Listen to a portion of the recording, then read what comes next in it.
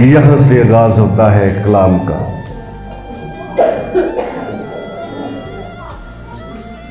बद करदारी का दूर होना जरूरी था।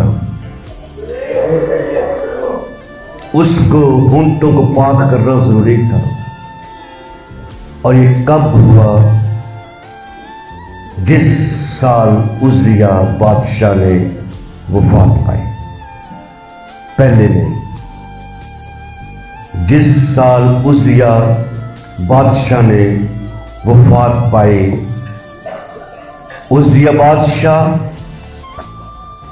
पाक कलाम में जिसके बारे में बयान है, दूसरी तवारीख के अंदर 16 साल की उम्र का था जब ये बादशाह हुआ। अपने बाप अमसिया की जगह के ऊपर, जिसका जिक्र खुदा कलाम में से दूसरी तवारीख 26वें बाब के अंदर उज़िया 16 वर्ष का था जब वो सल्तनत करने लगा। तीसरी आयत, उसने यरूशलेम में 52 वर्ष सल्तनत की। सबसे ज्यादा मुनस्सी ने की 56 साल। और उसके बाद उज़िया बादशाह 52 साल सल्तनत की। यहूदा का ये 10वां बादशाह था। ये साया का और उज़िया बादशाह का आपस में इंटरलिंक है। उज़िया ये 52 साल सल्तनत करने के बाद मर गया। जिस दिन, उस दिन खुदावंद की तरफ से सुलगा हुआ कोयला भी यशायाह के लिए आया। खुदावंद यशायाह को नजर भी आया। और वो यही हवाला आपने खड़े होकर पढ़ा और सुना। इस उज़िया बादशाह जो कि छोटी उम्र का था, खुदा का हाथ इसके ऊपर था। जिस काम को करता था, उस काम में बरकत आती थी।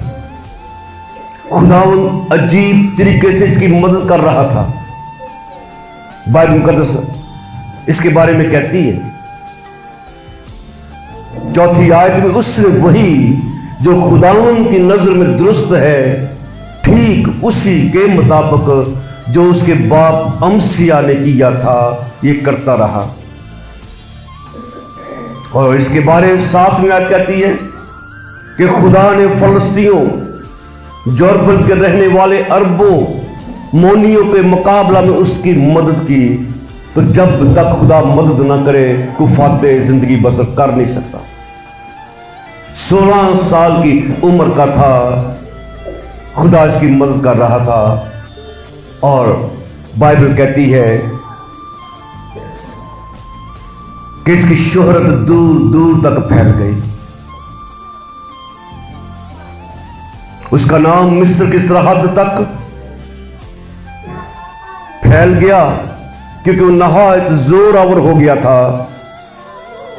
और जो इसके दुश्मन थे अमूनी, उज़िया को नजराने देने लगे।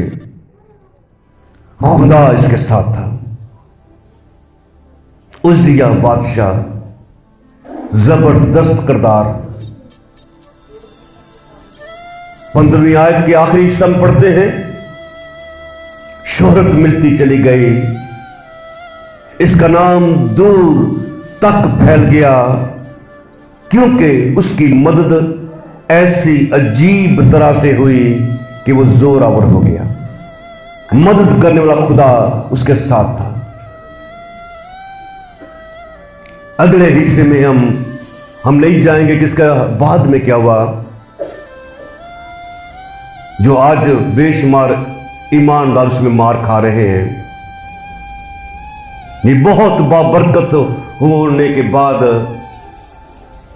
कुछ काम वो भी करने लग पड़ा जो खुदा की नजर में ठीक नहीं थे। भूल गया अपने गरूर तकब्बर में कि मैं इतना बड़ा, मेरा नाम इतना बड़ा, मिस्र तक मेरी शोहरत, खुदा मेरे साथ। लेकिन जो काम खुदा ने से नहीं बोला इसने वो भी कर दिया, और फिर ये कोड़ी होके मर गया और अपने महल से दूर इसका ठिकाना बना दिया गया, और वहीं पे से इसकी मौत हो गई। लेकिन जिस साल उजिया बादशाह ने वफात पाई, ये साया का और इसका आपस में क्या लिंक बन सकता है कि इसके मरने के ऊपर ये साया को खुदा नजर आए, उसकी बदकिरदारी को दूर करे। ये साया को पाक करना जरूरी था। नबी होने के बावजूद भी ये साया को पाक करना जरूरी था। उसके लबों को छूना जरूरी था। इसको एक बहुत बड़ा इनाम मिलने वाला था। ये साया की जिंदगी में उजिया क्यों रुकावट था?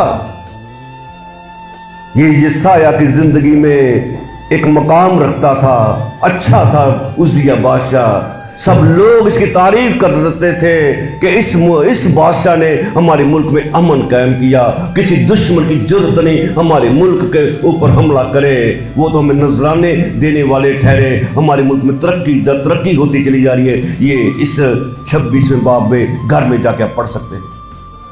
तरक्की पर तरक्की करता चला गया, लोग खुश थे। ये साया भी उसी दौर में था, ये साया भी खुश था। बाज़-औक़ात हमारी जिंदगी में कुछ हीरो बन जाते हैं, हमारी चाहत बन जाते हैं, बड़े बड़े नाम हमारे सामने आते हैं, बहुत बड़ी ख्वाहिशें हमारे सामने उजिया बादशाह की तरह ठहर जाती हैं। मरना जरूरी है उनका हमारी जिंदगी से दूर होना जरूरी है। खुदा कब कलाम करेगा? जब जिंदगी को पाक करेगा। क्यों खुदा ने ऐसा किया? खुदा ये साया को वो बरकत देने को था जो इससे पहले किसी नबी के पास नहीं थी। वो एलिया ने मुर्दा जिंदा पहला कर दिखाया, अलीशा के जरिए दूसरा मुर्दा जिंदा हुआ, लेकिन वो कलाम उस नबियों के पास नहीं था, मूसा के पास भी नहीं था जो ये साया को मिलना था। और ये साया को क्यों खुदा ऐसा कर रहा है? क्यों उसके होठों को पाक कर रहा है, उसे मसा कर रहा है? उसे कुछ देना था, उसको वो बरकत देनी थी जो किसी के पास नहीं थी। और आज जब ईमानदार चर्च में आते हैं तो इस ईमान के साथ आए कि मुझे खुदा ने बरकत देनी है। और कौन सी बरकत थी इसके पास जो खुदा ने इसके होंठों को पहले पाक किया, इसकी बदकिरदारी को दूर किया, जिस लब को दूर किया, साफ किया। इसे वो बरकत देनी थी जो रोहे जमीन के ऊपर सदा जारी और सारी रहेगी। इसे वो पैगाम देना था जो खुदावन यीशु अल मसीह के आने का पैगाम था, जो ये साया को मिलना था। यीशु का पैगाम किसी तौर पे ऐसे नहीं मिल सकता जब तक जिंदगी में पाकीज़गी ना आए, चाहे ये साया ही क्यों ना हो। इसके ऊपर जिम्मेदारी आनी थी, और उस जिम्मेदारी के ऊपर जो खुदा ने कलाम देना था, खुदा ने खुद भी पूरा करने के लिए उसके ऊपर पाबंद होना था। इसलिए इस उजिया बादशाह का इसी जिंदगी में से जाना जरूरी था। आज भी वो खुदा हमारी जिंदगी में बड़े बड़े काम करके दिखाना चाहता है, लेकिन पहले हमारी जिंदगी को मेयार को देखना चाहता है। चर्च आने नाल ही नहीं कि चर्च आए नहीं, ये साया भी तो सामने ही था। खुदा उनको देख रहा है। कलाम बाद में मिला, तब मैंने सुना, जब उसको धोया गया। इसलिए साया को कलाम मिला था, और कलाम रोहे जमीन के ऊपर जब तक ये जमीन मौजूद है, ये कलाम सब जिंदगियों में नश्र होता रहेगा।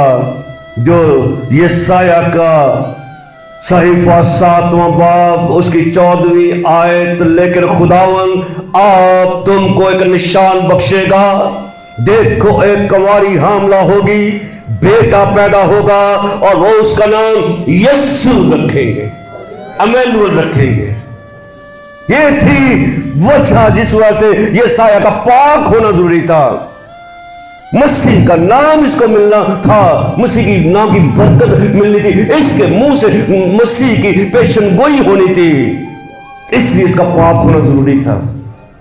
आज हमारे होठों से मसीह का नाम निकलने से पहले कितनी बार हमने सोचा कि क्या मेरे होठ पाक हैं, क्या मेरी जिंदगी उसके मियार के मुताबिक है। इस यशायाह की जिंदगी में ऐसा होना जरूरी था, और इसलिए भी था यशायाह को वे पैगाम मिला खुदावंद की पाक हुजूरी में। उज्जियाह बादशाह बड़ा मशहूर था, बड़ा ताकत वाला था, तो खुदावंद से बताना चाहता था कि जितने मर्जी बादशाह मरेंगे, लेकिन एक बादशाह आएगा जिसकी सल्तनत अब्दी है और अब्दी बादशाह है। हालेलुया। उज्जियाह बादशाह के जाने के बाद लोगों को बताना जरूरी था, और फिर यशायाह ने वो बता दिया।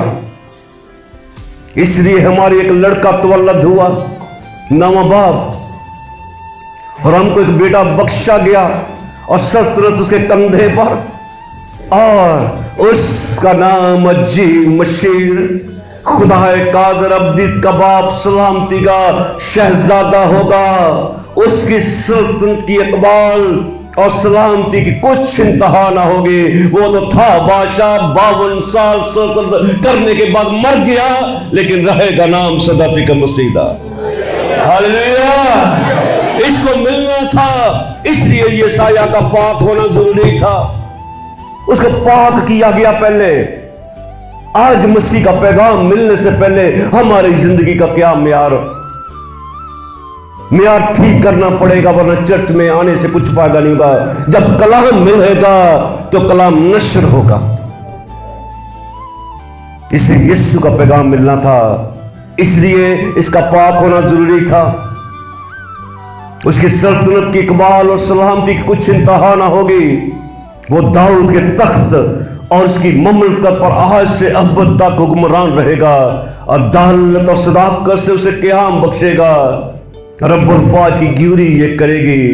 यशायाह को यही पैगाम नहीं, इसके आगे का भी पैगाम मिलना था, अगली बातों के भी इसे आगाही मिलनी थी। और क्या पैगाम यशायाह को मिलता? 53वें बाब के अंदर पहली आयत से देखे खुदावंद कब पैगाम देता है। हमारे पैगाम पर कौन ईमान लाया? खुदावंद का बाजू किस पर जाहिर हुआ? पर वो उसके आगे कोंपल की तरह और खुश्क जमीन से जड़ की मानद फूट निकला। ना उसकी कोई शक्ल व सूरत है, ना खूबसूरती। जब हम उस पर निगाह करें तो कुछ हुस्न जमाल नहीं। जिस रात वो पकड़वाया गया, पेशन को याद गई, क्या होना है उसके लिए आने वाले वक्त की खबर आ गई, जो यशायाह की जिंदगी में आई। पहले धोया गया, ना उसका कुछ हुस्न जमाल कि हम उसके मुश्ताक हों।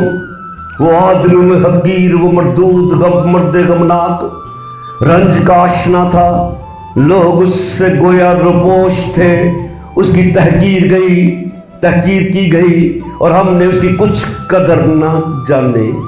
आज भी तो साल गुजरते जा रहे हैं, कितनी कदर करें उस खुदावंद की जो आया आसमान छोड़ के। तो भी उसने हमारी मुशक्कतें उठा ली और हमारे गमों को बर्दाश्त किया, पर हमने उसे खुदा का मारा, कूटा और सताया हुआ समझा। हालांकि वो हमारी खताओं के सबब से घायल किया गया, हमारी बदकिरदारी के बाइस कुचला गया। हमारी ही सलामती के लिए उस पर सियासत हुई, सारी रात उस पर सियासत हुई। एक जगह से धक्के मारते हुए दूसरी जगह पे लजाया गया। मुंह पे थूका गया, हमारी बद करदारी के बाइस को चला गया, हमारी सलामती के लिए उस पर सियासत हुई ताकि उसके मार खाने से हम शिफा पाए। पैगाम था ये आने वाला, ये साया की जिंदगी में ये साया का पाक होना जरूरी था। ये साया को पैगाम मिलना मसीह का, उसकी जिंदगी में से उज्जिया बादशाह का जाना जरूरी था। अगर हमारी जिंदगी में दुनियादारी की चीजें नाम नहीं मैं लूंगा, कौन कौन सी चीजों ने आज डेरा डाल रखा है, नहीं जाएंगी तो कलाम कभी नहीं आएगा। यीशु का कलाम वो भी जिसने हमें आसमानी बनाने के लिए खुद जमीनी बना। तो आए सब खड़े हो जाएं अपने खुदाओं के पाक हुजूर में। किस तरह जी रहे हैं, किस तरह जी रहे हैं। ये साया को भी मसीह का पैगाम तब तक नहीं मिला जब तक उसको पाक ना किया गया। आज का त्यौहार, आज का एतवार अपने लिए खसूसी एतवार बना ले।